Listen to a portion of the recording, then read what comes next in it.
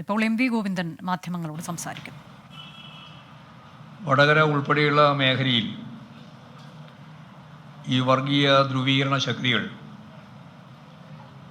അഖിലേന്ത്യാടിസ്ഥാനത്തിൽ കോൺഗ്രസ് ഉൾപ്പെടെ ചേർന്നുകൊണ്ടുള്ള വർഗീയതയ്ക്കെതിരായി പൊരുതുന്ന ശക്തികൾക്കെതിരായിട്ടാണ് ധ്രുവീകരണത്തിന് BJPയും സംഘപരിവാരും ശ്രമിക്കുന്നതെങ്കിൽ ഇവിടെ കോൺഗ്രസ് ഉൾപ്പെടെ ചേർന്ന് വർഗീയ ധ്രുവീകരണം ഉണ്ടാക്കാൻ വേണ്ടി ശ്രമിക്കുന്ന നിലയാണ്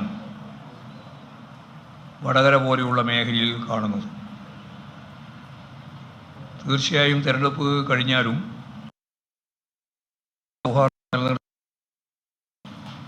വർഗീയ ധ്രുവീകരണത്തിന് നടത്തുന്ന ശ്രമങ്ങളെ ഫലപ്രദമായിട്ട് ജനങ്ങളിൽ തുറന്നു കാണിക്കാനും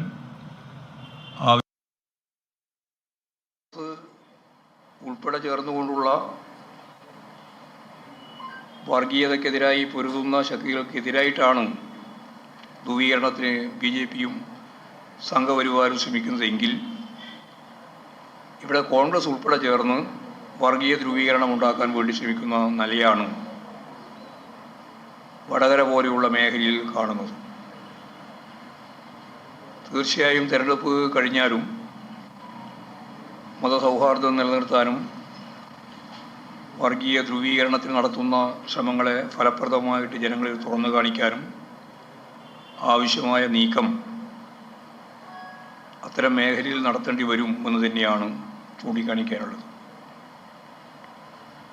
പൗരത്വ ഭേദഗതി നിയമത്തിൻ്റെ ചട്ടങ്ങൾ തിരക്ക് പിടിച്ച് ഉണ്ടാക്കിയത് വർഗീയ ധ്രുവീകരണത്തിനു വേണ്ടി തന്നെയാണ്. രാമക്ഷേത്രത്തിൻ്റെ ഉദ്ഘാടനവും പൂർത്തിയാകുന്നതിന് മുമ്പ് സംഘടിപ്പിച്ചതും ഈ ധ്രുവീകരണം ലക്ഷ്യം വെച്ചുകൊണ്ടാണ്. എന്നിട്ടും രക്ഷയില്ല എന്ന് വന്നപ്പോഴാണ് പച്ചയായ വർഗീയ പ്രചാരണവുമായി മോഡി തന്നെ പരസ്യമായി രംഗത്ത് വന്നു. ഹിന്ദുക്കൾ സ്വരൂപിക്കുന്ന സമ്പത്ത് കൂടുതൽ കുട്ടികളെ ഉൽപ്പാദിപ്പിക്കുന്ന വിഭാഗത്തിൻ്റെ പരാമർശത്തോടെ മുസ്ലിങ്ങൾ അതെല്ലാം വീതിച്ചു കൊടുക്കാനാണ് പോകുന്നത് എന്ന സ്പിരിറ്റിൽ ഏതെങ്കിലും രാജസ്ഥാനിലൊരു പ്രസംഗത്തിൻ്റെ ഭാഗമായിട്ട് മാത്രമല്ല തുടർച്ചയായിട്ട് ഇപ്പോഴും പ്രസംഗിച്ചുകൊണ്ടിരിക്കുകയാണ്. പിന്നെ കേരളത്തെ അപമാനിക്കാൻ എന്തെല്ലാം സാധ്യതകളാണോ ഉള്ളത് അത് ഈ BJP സംഘപരിവാർ വിഭാഗം വളരെ ശക്തിയായിട്ട് പ്രചരിപ്പിച്ചുകൊണ്ടിരിക്കുകയാണ്. അതിൽ ഏറ്റവും പ്രധാനപ്പെട്ട ഒന്നാണ് ക്ഷേത്ര വരുമാനത്തിൻ്റെ 98.2% മുസ്ലിങ്ങൾക്ക് വേണ്ടിയിട്ട് നൽകുകയാണ്, അതിനു വേണ്ടിയിട്ടാണ് ഉപയോഗിക്കുന്നത് എന്ന് ചാനൽ ചർച്ചയിൽ BJPയുടെ വക്താവ് സഞ്ജു വർമ്മ, അയാൾ ദേശീയ വക്താവാണ്, വളരെ വ്യക്തതയോടുകൂടി സാധാരണ എല്ലാം നടക്കുന്നത് പോലെ വളരെ പ്രധാനപ്പെട്ട ഒരു കണക്ക് അവതരിപ്പിക്കുകയാണ്. 98.2% ക്ഷേത്ര വരുമാനത്തിൽ നിന്ന് കിട്ടുന്നതിൻ്റെ ഈ പങ്ക് മുസ്ലിങ്ങൾക്ക് വേണ്ടിയിട്ടാണ് ഉപയോഗിക്കുന്നത് എന്ന് കള്ള പ്രചാരവേല നടത്തുക. നമുക്കറിയാം, ഇവിടെ കേരളത്തിൽ ദേവസ്വം ബോർഡുമായിട്ട് ബന്ധപ്പെട്ട ക്ഷേത്രം 5 ദേവസ്വം ബോർഡുകളുണ്ട്. അതിൻ്റെ ഭാഗമായിട്ട് കിട്ടുന്ന ഒരു പൈസയും ഗവൺമെൻറ് സംവിധാനത്തിൻ്റെ ഭാഗമായിട്ട് ഉപയോഗിക്കുന്നില്ല. ദേവസ്വം ബോർഡുകൾക്ക് അങ്ങോട്ട് പണം കൊടുക്കുന്ന നിലയാണ് കേരളത്തിലെ ഗവൺമെൻറ് സ്വീകരിച്ചുകൊണ്ടിരിക്കുന്നത്. മുമ്പ് കേരളത്തിൽ BJPക്കാർ നിരന്തരമായിട്ട് പറഞ്ഞുകൊണ്ടിരുന്ന ഒരു കാര്യം ക്ഷേത്ര ഭരണങ്ങളിൽ നിന്ന് കിട്ടുന്ന പണം ഗവൺമെൻറ് ഖജനാവിലേക്ക് എടുക്കുന്നു എന്നാണ്. അപ്പോൾ ഗവൺമെൻറ് ഖജനാവിലേക്ക് എടുക്കുന്നില്ല എന്ന് മാത്രമല്ല, ശബരിമല ഉൾപ്പെടെയുള്ള പ്രോജക്റ്റിൻ്റെ ഭാഗമായിട്ട് പണം ഗവൺമെൻറ് ഓരോ വർഷവും ക്ഷേത്ര ഉത്സവം ഉൾപ്പെടെയുള്ള പരിപാടികൾക്ക് വേണ്ടി കൂടുതൽ ചിലവാക്കുന്ന നിലയാണ് സ്വീകരിച്ചത്. അപ്പോഴാണ് ഈ സഞ്ജു വർമ്മ പറയുന്നത് 3578 ക്ഷേത്രങ്ങൾ ദേവസ്വം ബോർഡ് ഭരിക്കുകയാണ്, അതിൽ 590 കോടി രൂപയുടെ വരുമാനമുണ്ട്. ഈ വരുമാനത്തിൻ്റെ 98.2% ഹിന്ദുക്കൾക്ക് നൽകാതെ മുസ്ലിങ്ങൾക്ക് നൽകുകയാണ് എന്ന് മാത്രമല്ല, ഹിന്ദു സ്ത്രീകളാണ് ഈ ക്ഷേത്രങ്ങളിലുള്ള വരുമാനത്തിൻ്റെ പ്രധാനപ്പെട്ട പങ്ക് നിർവഹിക്കുന്നത്. അവരുടെ മാല, അവരുടെ വരുമാനം, വള, താലിമാല ഒക്കെയാണ് നൽകുന്നത്. അപ്പോൾ മോഡി പറഞ്ഞതിനെ ശരിയായ രീതിയിൽ ഞങ്ങൾ ഈ കേരളത്തിൻ്റെ അനുഭവം വെച്ച് വിശദീകരിക്കുകയാണ് എന്നാണ് ഇവർ പറഞ്ഞുകൊണ്ടിരിക്കുന്നത്. അപ്പോൾ മുസ്ലിങ്ങൾക്ക് വേണ്ടി ഇത്രയും പണം 98.2%, അതും അവർ പറയുന്നത് 590 കോടിയോളം വരുമാനമുള്ളത് ഇങ്ങനെ ഉപയോഗിച്ചുകൊണ്ടിരിക്കുന്നു എന്നുള്ള കള്ളപ്രചരണമാണ്. കള്ളപ്രചരണം എന്ന് പറഞ്ഞാൽ ഇത് ഒരു തരത്തിലുള്ള വസ്തുതയില്ലാതെ വെറുതെ കെട്ടിപ്പൊക്കി ഒരു കളവുണ്ടാക്കുക, ആ കളവ് വ്യാപകമായി പ്രചരിപ്പിക്കുക. ഇതാണ് വളരെ പ്രധാനപ്പെട്ട ഒരു പ്രശ്നമായിട്ട് കാണുന്നത്.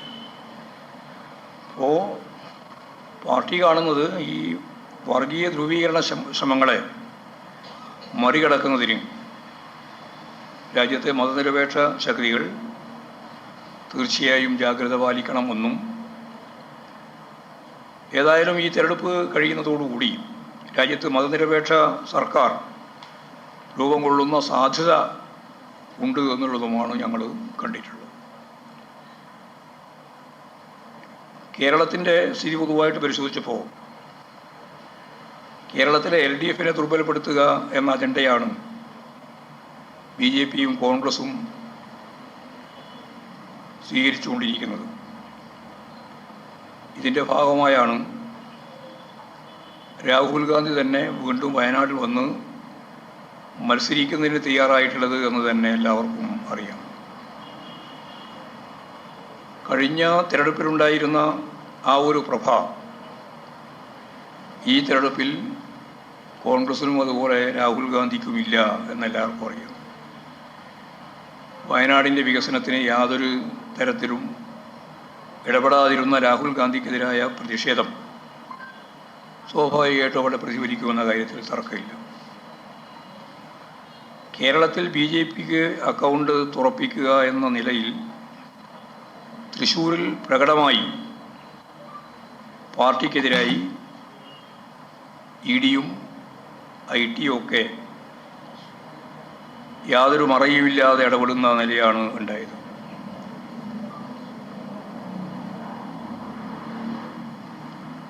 അവിടെ പാർട്ടിയുടെ അക്കൗണ്ട് മരവിപ്പിക്കുന്ന നിലയുണ്ടായി. പ്രധാനമന്ത്രി ഉൾപ്പെടെ നിരവധി പ്രാവശ്യം കേരളത്തിലെത്തുകയും തൃശ്ശൂരെത്തുകയും കള്ളപ്രചരണങ്ങൾക്ക് നേതൃത്വപരമായ പങ്ക് തന്നെ വഹിക്കുകയും ചെയ്തു. സ്വാഭാവികമായി ഇവർ അവതരിപ്പിച്ച കള്ള പരാതികൾ, പ്രചരണങ്ങൾ ജനങ്ങൾ വിശ്വാസത്തിലെടുത്തില്ല എന്നുള്ളത് സത്യമാണ്. LDFൻ്റെ വിജയം തടയുന്നതിന് വേണ്ടി BJPയുമായി പോലും കൂട്ടുകെട്ടുണ്ടാക്കുന്നതിനൊരു മടിയും UDF കാണിച്ചിട്ടില്ല. അതിൻ്റെ വളരെ വ്യക്തമായ തെളിവുകൾ ഇപ്പോൾ പുറത്ത് വന്നുകൊണ്ടിരിക്കുകയാണ്. വടകര നിയോജക മണ്ഡലത്തിൽ BJPയുടെ വോട്ടുകൾ UDFന് നൽകണമെന്ന ധാരണ പരസ്യമായി തന്നെ അതിൻ്റെ പ്രവർത്തകർ പറയുന്ന സ്ഥിതിയിൽ എത്തുകയുണ്ടായി. ഷാഫി പറമ്പിൽ വിജയിച്ചാൽ പാലക്കാട് നടക്കാൻ പോകുന്ന ഉപതെരഞ്ഞെടുപ്പിൽ BJPയെ സഹായിക്കാമെന്ന വാഗ്ദാനവും സ്ഥാനാർത്ഥിയിൽ നിന്ന് തന്നെ ലഭിക്കുമെന്ന ഉറപ്പുകൂടി വന്നപ്പോൾ അതിന് കുറേയും കൂടി സ്ഥിരീകരണം നൽകുന്ന സ്ഥിതിയാണ് ഉണ്ടായത്. വർഗീയ പ്രചരണത്തിലും ഈ മണ്ഡലം ശക്തിയായി അശ്ലീല പ്രചാരവേല ഉൾപ്പെടെ നടത്തുന്നതിലും എന്ന് പറഞ്ഞാൽ സാധാരണ രാഷ്ട്രീയ പ്രചരണത്തിന് പകരം വ്യക്തിഗതമായി അധിക്ഷേപിക്കുക, തുറന്ന രീതിയിലുള്ള അശ്ലീല പ്രചരണങ്ങൾ സംഘടിപ്പിക്കുക, ഇങ്ങനെയെല്ലാം ധ്രുവീകരിക്കുന്നതിന് വേണ്ടിയുള്ള ശ്രമം ഇവിടെ നടക്കുകയുണ്ടായി. എന്നാൽ ഇതിനെയെല്ലാം ജനങ്ങൾ ഫലപ്രദമായി തള്ളിക്കളയും എന്ന് തന്നെയാണ് ഞങ്ങൾ പ്രതീക്ഷിക്കുന്നത്. തൃശ്ശൂരിലെ പാർട്ടി നേതൃത്വത്തിനെതിരായി അതിൻ്റെ എത്രയോ പതിറ്റാണ്ടുകളായിട്ട് നിലനിൽക്കുന്ന അക്കൗണ്ട് തന്നെ മരവിപ്പിക്കുന്ന നിലയും തൃശ്ശൂർ പൂരം തന്നെ അലങ്കോലപ്പെടുത്തി എന്ന രീതിയിലുള്ള വ്യാപകമായ കള്ളപ്രചാരവേദിയും ഇതെല്ലാം ഉണ്ടായെങ്കിലും അവിടെ BJPക്ക് 3-ാം സ്ഥാനത്തെത്താൻ മാത്രമേ സാധിക്കുള്ളൂ എന്നും തൃശ്ശൂർ വലിയ രീതിയിൽ ഇടതുപക്ഷ ജനാധിപത്യ മുന്നണി വിജയിച്ചു വരും വടകര പോലെ തന്നെ എന്നുമാണ് പാർട്ടി കാണുന്നത്. വോട്ടിംഗ് ശതമാനം കുറഞ്ഞ പ്രശ്നം കഴിഞ്ഞ 2019 തെരഞ്ഞെടുപ്പിൽ 77.67% 71.16% ഇപ്പോൾ കുറഞ്ഞിരിക്കുകയാണ്. ഇടതുപക്ഷ ജനാധിപത്യ മുന്നണിയുടെ വോട്ടർമാർ പൊതുവെ പോളിംഗ് ബൂത്തിൽ എത്തിയിട്ടുണ്ട് എന്ന് തന്നെയാണ് ഞങ്ങളുടെ വിലയിരുത്തൽ. വോട്ടിംഗ് ശതമാനം കുറഞ്ഞത് പരമ്പരാഗതമായി UDFന് സ്വാധീനമുള്ള മേഖലകളിലാണ്. അതിനാൽ ശതമാനത്തിലുണ്ടാകുന്ന കുറവ് ഈ തെരഞ്ഞെടുപ്പിൽ UDFനെയാണ് ബാധിക്കുക എന്നതിൽ സംശയമില്ല.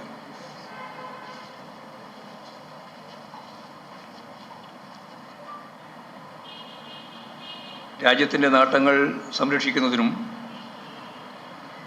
ഇടതുപക്ഷത്തെ അംഗസംഖ്യ പാർലമെൻറ്റിൽ വർദ്ധിപ്പിക്കുന്നതിനും വളരെയേറെ പ്രാധാന്യം നൽകിക്കൊണ്ടാണ് കേരളത്തിലെ ജനങ്ങൾ വോട്ടെടുപ്പിൽ സജീവമായി പങ്കെടുക്കുകയും വോട്ട് രേഖപ്പെടുത്തുകയും ചെയ്തിട്ടുള്ളത്. പൊതുജനങ്ങൾ പൊതുവെ ഇടതുപക്ഷ ജനാധിപത്യ മുന്നണിയെ സഹായിക്കുന്ന സാഹചര്യമാണ് ഉണ്ടായിട്ടുള്ളത്.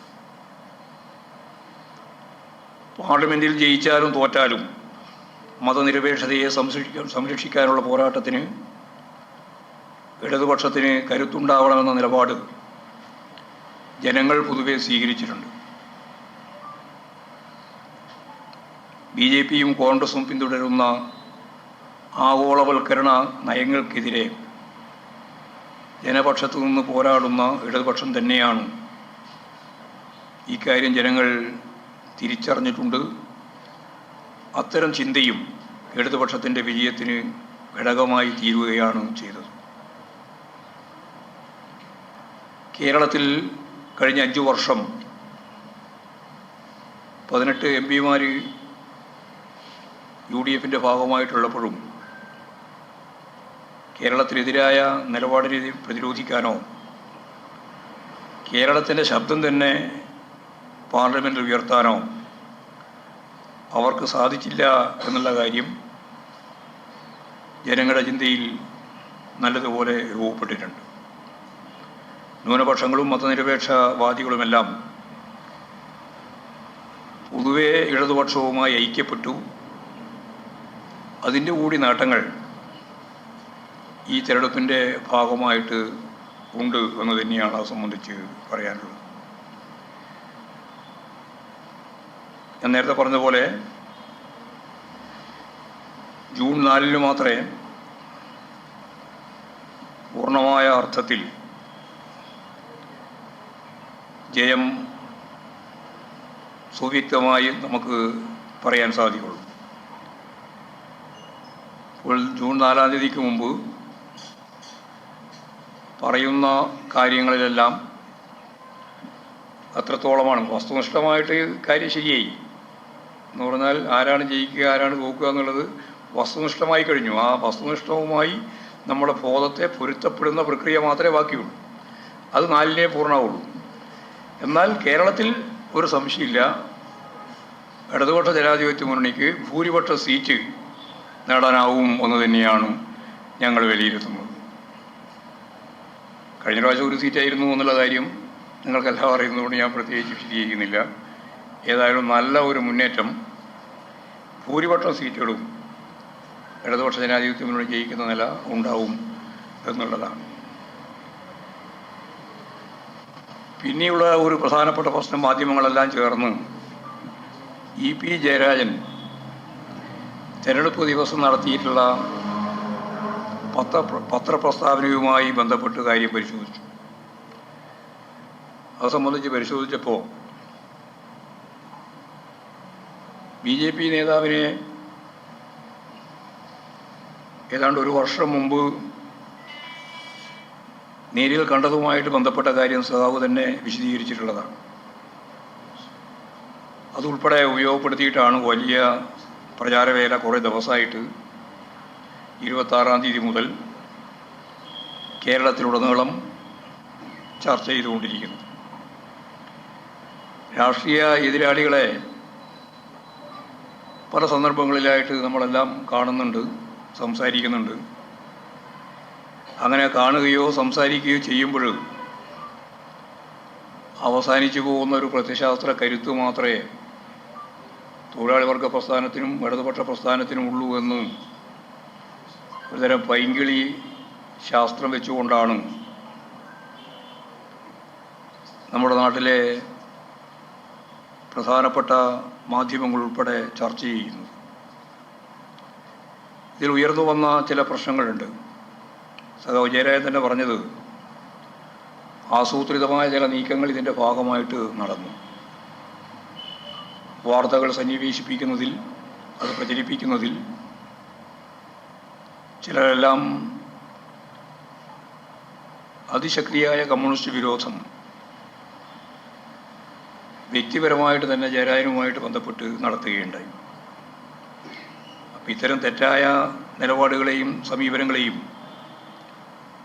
ഫലപ്രദമായിട്ട് പ്രതിരോധിക്കുന്നതിന് നിയമപരമായ മാർഗങ്ങൾ സ്വീകരിക്കേണ്ടി വരും. അങ്ങനെ സ്വീകരിക്കുന്നതിന് സഖാവ് ജയരാജനെ പാർട്ടി ചുമതലപ്പെടുത്തിയിരിക്കുക. അത്തരം കേസ് സംബന്ധമായ കാര്യങ്ങളും കൈകാര്യം ചെയ്യണമെന്ന് തന്നെയാണ് ഉദ്ദേശിക്കുന്നത്. ദല്ലാൽ നന്ദകുമാറിനെ പോലുള്ളവരുമായുള്ള ബന്ധങ്ങൾ അത് അവസാനിപ്പിക്കുക തന്നെ വേണം എന്നാണ് സെക്രട്ടേറിയറ്റ് കാണുന്നത്. സഖാവ് പിണറായി തന്നെ 26-ാം തീയതി ഇത്തരം ദല്ലാൽ നന്ദകുമാറിനെ പോലെയുള്ളവരുമായുള്ള ബന്ധം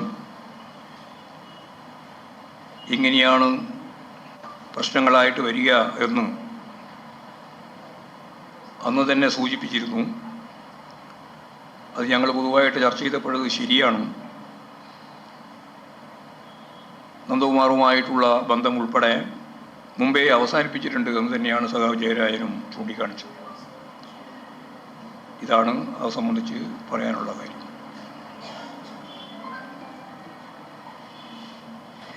എന്താണ്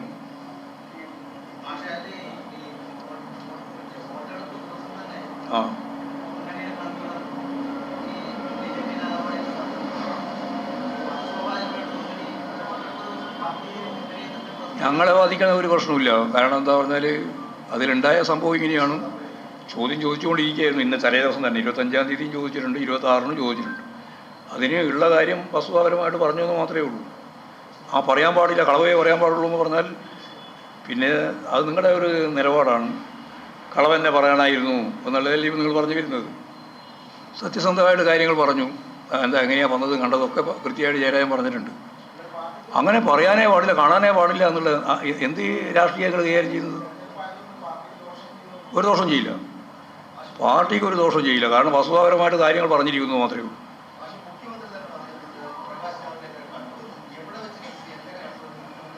അല്ല, മുഖ്യമന്ത്രി അത് അദ്ദേഹത്തോട് ചോദിച്ചാൽ മതി എവിടുന്നാണ് കണ്ടത്. ഞാൻ കണ്ടല്ലോ ഈ കഴിഞ്ഞ 24-ാം തീയതി പോകുമ്പോൾ തിരുവനന്തപുരത്ത് എയർപോർട്ടിൽ. പക്ഷേ നമ്മൾ തമ്മിൽ യാതൊരു ബന്ധമില്ല. അതുകൊണ്ട് അയാളൊരു ഭാഗത്തിരുന്നു, ഞാൻ വേറൊരു ഭാഗത്തിരുന്നു. അതെ, അങ്ങനെ തന്നെ കാണുള്ളൂ. വേറെ എങ്ങനെ കാണുള്ളൂ? ഇത് അതേ ഫ്ലൈറ്റിൽ നിന്ന് വന്ന് കണ്ടു, നമ്മൾ പോകുന്ന വഴിക്ക് കണ്ടു, അത്രയും വ്യത്യാസം. വേറെ അധികം വിശദീകരണത്തിന് പ്രശ്നമില്ല. നിങ്ങൾക്ക് പറഞ്ഞാലും മനസ്സിലാവാതെ എന്താ വെച്ചാൽ നിങ്ങൾക്കൊരു അജണ്ടയുണ്ട്. ആ അജണ്ട ഞങ്ങളെ ചിലവിൽ നടത്തണമെന്നാണ് നിങ്ങൾ ധരിക്കുന്നത്. ആ നിങ്ങൾ പറ, ചോദിക്കും, ഓരോരാളായി ചോദിക്കും.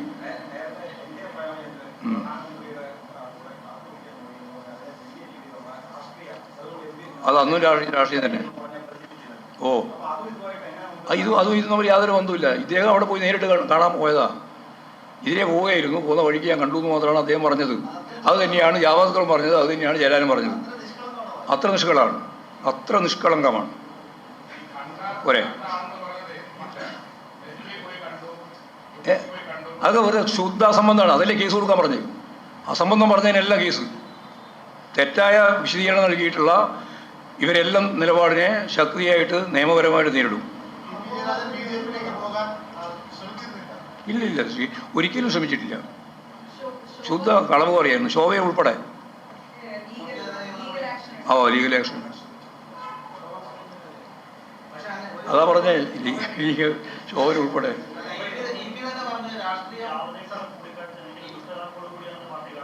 ദുഷ്ടലാക്കുകളൊന്നും കാണുന്നില്ല. വേറെ എന്തെങ്കിലും ദുഷ്ടലാക്ക് വന്നിരിക്കുന്നു. അതുകൊണ്ടാണ്. എന്ത് നടപടി നിങ്ങൾക്ക് പറഞ്ഞാൽ മനസ്സിലാവാതെ ഞാനാ ഉത്തരവാദി? ഞങ്ങൾ നടപടിയെടുക്കാതെ സംഘടനാപരമായി എന്തെല്ലാം കാര്യങ്ങൾ കൈകാര്യം ചെയ്തിട്ട് മാത്രമേ നടപടിയെടുക്കാൻ പറ്റുക. അങ്ങനെയുള്ള നടപടിയെടുക്കേണ്ട ഒരു പ്രശ്നം നമ്മുടെ മുമ്പിൽ ഇല്ലല്ലോ ഇപ്പോഴും. ഇദ്ദേഹം ജാവദേക്കറെ കണ്ടു എന്ന് അദ്ദേഹം പറഞ്ഞു, കണ്ടു എന്ന് ജാവദേക്കറും പറഞ്ഞു.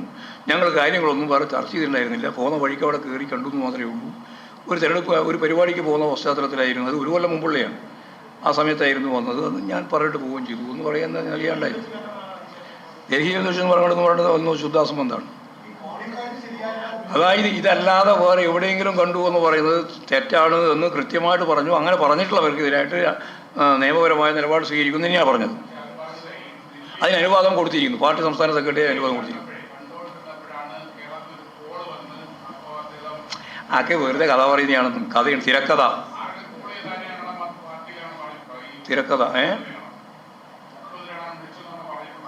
ആര് അതേന്ന് എന്തും പറയുന്നതിന് യാതൊരു മടിയില്ലാതെ കുറേ ആൾ എന്തെങ്കിലും പറയുന്നതിന് നമ്മൾ പറയേണ്ട കാര്യം എന്താ ഉള്ളത്?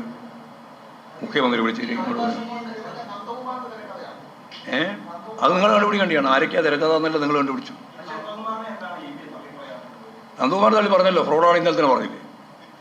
ഇന്നലെ തന്നെ പറഞ്ഞില്ലേ? അത് നിങ്ങൾക്ക് ഈ തള്ളി പറഞ്ഞ മനസ്സിലാകുന്നില്ല. വലിയ പ്രചരണമുണ്ട്. അതിപ്പോൾ ശരിയല്ലേ? ഇന്നും പോയല്ലോ. അതിനിടക്ക് പിന്നെ ഇതെന്താ കാര്യമെന്ന് ജയരാജൻ BJP പോയിട്ടില്ലല്ലോ, പോകാൻ പോയിട്ടില്ല, പോകുന്നതിന് ഉദ്ദേശിച്ചിട്ടില്ല. അത്രയും കാര്യം പറഞ്ഞാൽ പിന്നെ നിങ്ങൾക്ക് എന്തിനാ സംശയം? വെറുതെ നിങ്ങൾ കുറേ ആൾ സംശയിച്ചാണ് നടക്കുക. എന്നിട്ട് ചർച്ച ഉണ്ടാക്കാൻ വേണ്ടി വൈകുന്നേരം അങ്ങനെ പോയിട്ടുണ്ടോ, ഇങ്ങനെ പോയിട്ടില്ലയോ? പ്രതിപക്ഷ നേതാവ് പറയുന്നതിനൊന്നും യാതൊരു അടിസ്ഥാനമില്ലാന്ന്. അതുകൊണ്ട് അതിനൊന്നും മറുപടി പറയണ്ട.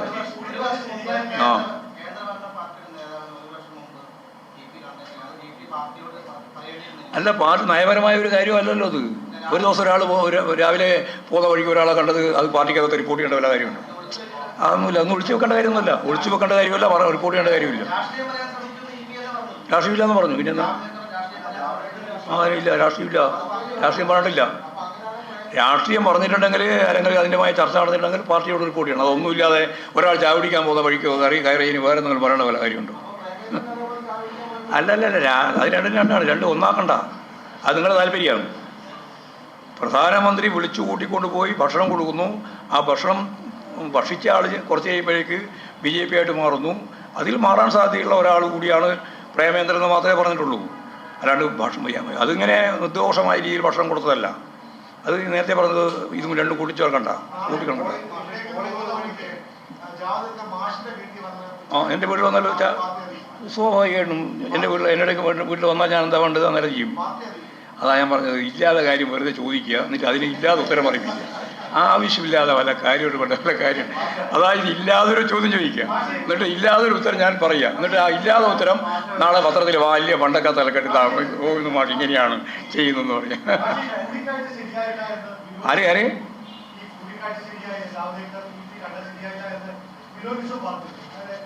അത് വിഷ്ണുനോട് തന്നെ ചോദിച്ചാൽ വിഷ്ണു ബോധ്യമാവും. കാര്യങ്ങളൊക്കെ മനസ്സിലായാൽ വിഷ്ണു മനസ്സിലാവും, ബോധ്യപ്പെടുന്നത്.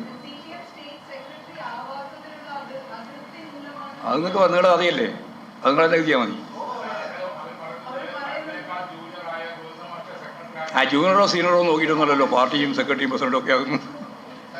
അതുകൊണ്ട് അതുകൊണ്ട് അതെല്ലാം പണ്ടേ കഴിഞ്ഞു പോയ കുറേ കാലങ്ങൾ പറയാൻ തുടങ്ങിയിട്ട് അതിലൊന്നും യാതൊരു പ്രസക്തിയില്ല.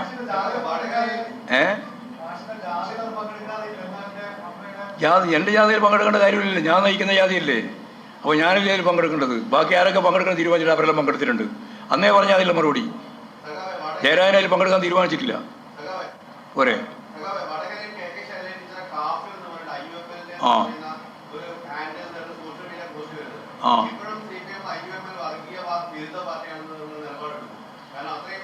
ഇത് ഈ പ്രചരണം നടന്നുണ്ട്. അപ്പോൾ കോൺഗ്രസിന് എന്താ പറയുക? ഷാഫിന് എന്താ പറയുക? ഷാഫി വർഗീയ പാർട്ടിയാ? അല്ല, മറ്റേ അതാണ് ചോദിക്കുന്നത്. ശൈല ടീച്ചറെ പറ്റി തന്നെ ഇവരെല്ലാം ചേർന്നിട്ടാണ് ഇതൊക്കെ നടത്തിക്കൊണ്ടിരിക്കുന്നത്. മറ്റേ നമ്മുടെ രേഖ കൃത്രിമം ഉണ്ടാക്കിയ പ്രസിഡന്റ് ഉണ്ടല്ലോ, ആരാണ്? ആ, അത് നിങ്ങൾക്ക് എല്ലാവർക്കും മനസ്സിലായല്ലോ കാര്യം. അങ്ങനെ പറയുമ്പോൾ തന്നെ ആൾക്ക് മനസ്സിലായല്ലോ. അവരെല്ലാം കൂടി ചേർന്നുകൊണ്ട് ഉണ്ടാക്കുന്നതിനാ. അപ്പോൾ കോൺഗ്രസിനെ നമ്മൾ വർഗീയ പാർട്ടിയാണെന്ന് പറയുമോ? എന്തിനാണ് ഇങ്ങനെയുള്ള ചോദ്യം ചോദിക്കുന്നതെന്ന് എനിക്ക് മനസ്സിലാവാതെ. പാലക്കാടോ?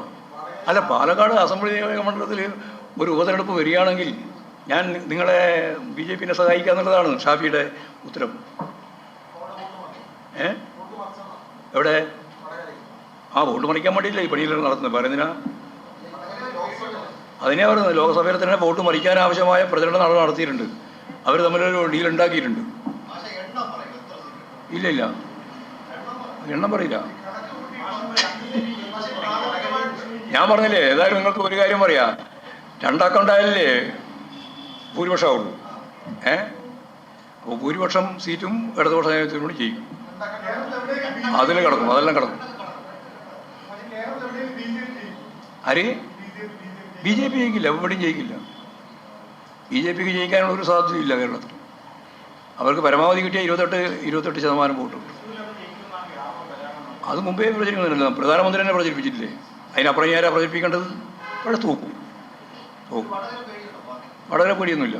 വടകര നല്ല ഉറച്ച ധൈര്യമാണ്. അല്ല, അങ്ങനെയാണ് നമ്മൾ തൂക്കുന്നില്ല പറയാം. തൂക്കുന്നു പറയുന്നില്ല. ഇതെല്ലാം ചെയ്താലും വടകര ജയിക്കും. പോരെ? ഇനി പറയുക ആദ്യം ജയിക്കുന്ന വടകരയാണ്.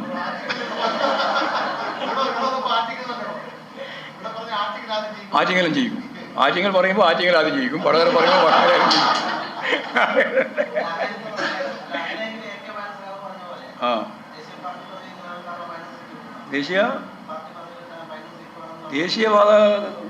ദേശീയ പാർട്ടി എന്ന രീതിയിലുള്ള പദവി ഇപ്പം തന്നെ നിലവിലുണ്ടല്ലോ. പിന്നെ എന്തിനാ അതിന് കിട്ടാൻ വേണ്ടി പറയാൻ നടക്കുന്നു? അത് ഏകേവനോട് ചോദിച്ചാൽ മതി കാര്യം. ഞങ്ങൾക്ക് അതിൻ്റെ പ്രശ്നമൊന്നുമില്ല. ഞങ്ങൾക്ക് ഇപ്പോൾ തന്നെ ദേശീയ പദവി ഉണ്ട്. ഇനി അതിനെ ശക്തിയായിട്ട് മുമ്പോട്ട് കൊണ്ടുപോകാനാണ് പാർട്ടി ഉദ്ദേശിക്കുന്നത്. അത്രയും. ആ, അല്ലല്ല, ഞങ്ങൾ അങ്ങനെ തെറ്റായെന്ന് പറയില്ലാന്ന്. വ്യക്തിപരമായിട്ട് ഒരാളെ കണ്ടാൽ അതൊക്കെ തെറ്റായി പോയി എന്ന് പറയേണ്ട എന്ത് ഭ്രാന്തമുണ്ട്? ഇതൊരു സാമൂഹിക ജീവിതത്തിലെ സാംസ്കാരിക മൂല്യമുള്ള ഒരു രാഷ്ട്രീയമല്ലേ നമ്മളെല്ലാം കൈകാര്യം ചെയ്യുന്നത്.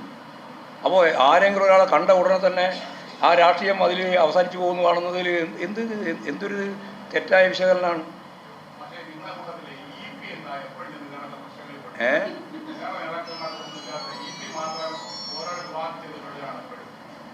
ഇല്ല, അങ്ങനെ എപ്പോഴും പെടുന്നില്ല, ചിലപ്പോഴും മാത്രമേ. എപ്പോഴൊന്നുമില്ല, അങ്ങനെയൊന്നും പറയാൻ സാധിക്കില്ല. അതായത് വർക്ക് ചെയ്തുകൊണ്ടിരിക്കുന്ന സഹാക്കളെ സംബന്ധിച്ച് നന്നായിട്ട് പ്രവർത്തിക്കുന്നവർക്ക് ജയരാജൻ തന്നെ പറഞ്ഞ പോലെ പ്രവർത്തിക്കുന്നതിനിടയിൽ ചില ശരിയാണ് ഭൂരിപക്ഷം ഉണ്ടാകുക, ചിലപ്പോൾ തെറ്റും. ആ തെറ്റ് തിരുത്തി മുമ്പോട്ടേക്ക് പോവുക എന്നുള്ളതാണ് പാർട്ടി കാണുന്നത്.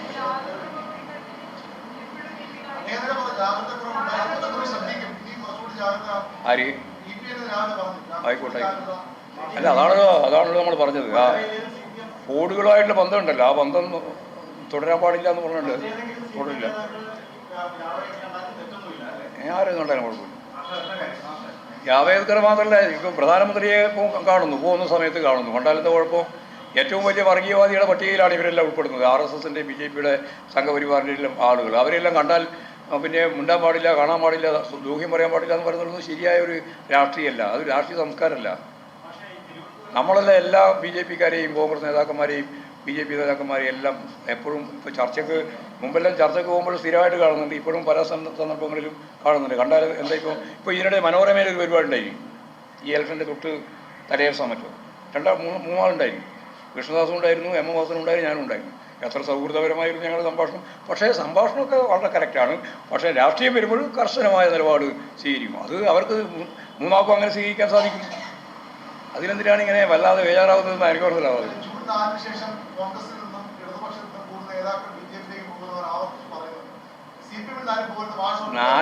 അതിനെപ്പറ്റി നിങ്ങളിപ്പം പറയണ്ട. അതെല്ലാം ഞാൻ പറഞ്ഞില്ലേ, വെറുതെ ആവശ്യമില്ലാതെ കഥയുണ്ടാക്കണ്ട. 4-ാം തീയതിക്ക് ശേഷം BJPയുടെ ഗവൺമെൻറ് തന്നെ ഇല്ലാതാവുന്ന ഒരു സാഹചര്യം വന്നാൽ പിന്നെ അങ്ങോട്ടേക്ക് പോകുന്നതിനെ പറ്റി വലുതായിട്ട് ആലോചിച്ചുകൊണ്ടിരിക്കേണ്ട കാര്യം വരുന്നില്ല. എന്താ ചർച്ച? ഇല്ലില്ല, അവരെ പോലുള്ള നമ്മൾ CPM ഉൾക്കൊള്ളാൻ സാധിക്കുന്നതിൻ്റെ അപ്പുറത്താണ് അവരെല്ലാം. എല്ലാവരും ഉൾക്കൊള്ളാൻ സാധിക്കില്ല. ഇന്ത്യ അപ്പുറത്തുള്ളവരാണ് അവരൊക്കെ.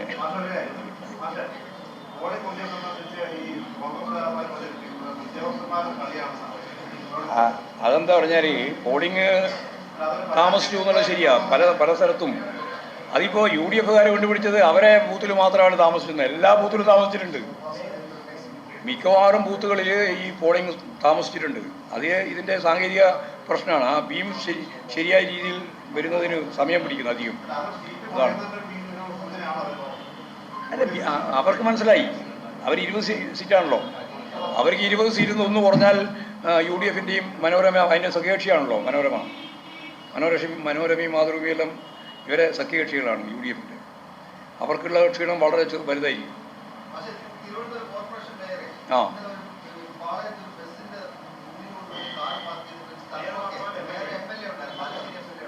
എന്താ പെട്ടിട്ടുണ്ട്. ജാഗ്രത കുറവുണ്ടായില്ല. ആ ഡ്രൈവറെയാണ് ജാഗ്രത കുറവുണ്ടായത്. അദ്ദേഹത്തിനെതിരായിട്ട് മുമ്പ് ഇതേപോലുള്ള പ്രശ്നങ്ങൾ ഉണ്ടായിട്ടുണ്ട് ആ ഡ്രൈവർക്ക്. അപ്പോൾ ആ ഡ്രൈവർ ശരിയല്ലാത്ത രീതിയിലുള്ള ചില ആംഗ്യങ്ങളൊക്കെ കാണിച്ചതിൻ്റെ ഭാഗമായിട്ട് വന്ന പ്രശ്നം അത്. അപ്പോഴാണ് ചോദ്യം ചെയ്യാൻ പോയത്. അതിൽ വേറെ ജാഗ്രത കുറവൊന്നുമില്ല.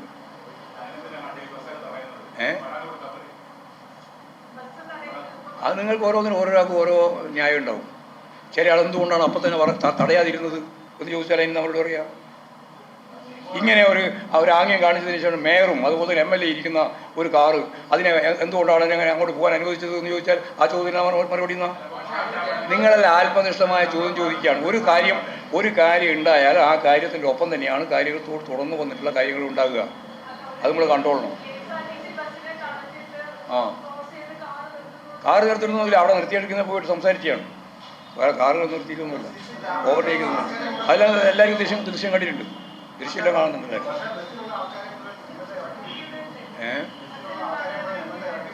ഇറക്കി വിട്ടിട്ടുണ്ട്. അതില് അവമാനിക്കുന്ന പ്രശ്നം അതുകൊണ്ടാണ് ഇടപെട്ടത്. ആ ഇടപെടൽ വേണ്ടി തന്നെയാണ്. ഇടപെട്ടുകയും ചെയ്തിട്ടുണ്ട്. അത്രയേ ഉള്ളൂ. അതിലിപ്പോൾ ആരെയും നമ്മൾ വേറെ കുറ്റവിമുക്തമാക്കേണ്ടതോ കുറ്റപ്പെടുത്തേണ്ടതോ ഇല്ല. എല്ലാ സംഭവം ഉണ്ടായി. ആ സംഭവത്തിൽ അപ്പോൾ തന്നെ ഇടപെട്ടപ്പോൾ സ്വാഭാവികമായിട്ടും കാര്യങ്ങൾ മനസ്സിലായി. കേസ് പോയി. അത്രയേ ഉള്ളൂ. മറുപടി വേണം. എന്ത് നടപടി? എന്നാ പരാതി? അല്ല, എന്നാ പരാതി? എന്താ അവമാനിപ്പിച്ചില്ല എന്ന് പറഞ്ഞാൽ പരാതിയാവുമോ? അവമാനിച്ചു എന്ന് പറഞ്ഞാലേ പരാതിയാവുള്ളൂ. പിന്നെ അവമാനിച്ചു എന്നുള്ള പരാതി, അവമാനിച്ചിട്ടില്ല എന്നുള്ള പരാതി രണ്ടെണ്ണം വന്നാൽ ഉറപ്പല്ലേ അതെടുക്കൂലെന്ന്? വെറുതെ പറയുന്ന ട്രിപ്പോണ്. അതില്ലേ ബസ് അത് തടഞ്ഞിട്ടാണല്ലോ ചോദിച്ചത്. അതെല്ലാവരും കണ്ടതല്ലേ ചോദിക്കുന്നത്. സ്ത്രീകൾ ഉൾപ്പെടെയുള്ളവർ പോയി ചോദിക്കുന്നത് എല്ലാവരും കണ്ടെയാണ്. അതിൽ പിന്നെ എന്താ പറയുക പ്രശ്നം? ശരിയായ രീതിയിൽ അന്വേഷണം നടത്തട്ടെ. ഇനി അന്വേഷണം നടത്തിയൊന്നും ശരിയല്ലെങ്കിൽ പോട്ടെ. നമുക്കെന്നിട്ടിപ്പോൾ ശരിയായ രീതിയിൽ കാര്യങ്ങൾ അന്വേഷിച്ച് പോകുന്നതിന് നിങ്ങളെന്തിനാ തടസ്സം നിൽക്കുന്നതെന്ന് വേണ്ടല്ലോ. തടസ്സം വേണ്ട. അല്ലെങ്കിൽ എപ്പോൾ ഫോൺ കുറഞ്ഞു അല്ല, ഈ സമയത്തെങ്കിലും ഈ ഫോൺ കുറഞ്ഞിട്ടുണ്ടോ? ഇല്ല. രാഷ്ട്രീയ ഇന്ന് പിന്നെ ആരും ചോദിച്ചില്ല അങ്ങനെ. അതുകൊണ്ട് അപ്പോൾ താത്വികമായി എന്തെങ്കിലും പറയേണ്ടി ഘട്ടം വരുമ്പോഴല്ലേ വേണ്ടു അല്ലേ? അത് നിങ്ങളാരും ചോദിച്ചില്ല. ഭയങ്കര ചൂടാണ്. റിസൾട്ട് ദേശീയ തലത്തിലോ? അത് പറഞ്ഞു, അത് സത്യമാണ്. വസ്തുനിഷ്ഠ യാഥാർത്ഥ്യവുമായുള്ള മനസ്സിൻ്റെ പൊരുത്തം അതാണ് സത്യം. അപ്പോഴേ അത് സത്യം പൂർണ്ണമാവുള്ളൂ. ഇപ്പോൾ വസ്തുനിഷ്ഠ യാഥാർത്ഥ്യമായി, പക്ഷെ എന്തില്ല, ബോധവുമായിട്ടുള്ള പൊരുത്തമില്ല. ആ പൊരുത്തം എപ്പോഴാണോ വരുന്നത് അപ്പോൾ സത്യമായി.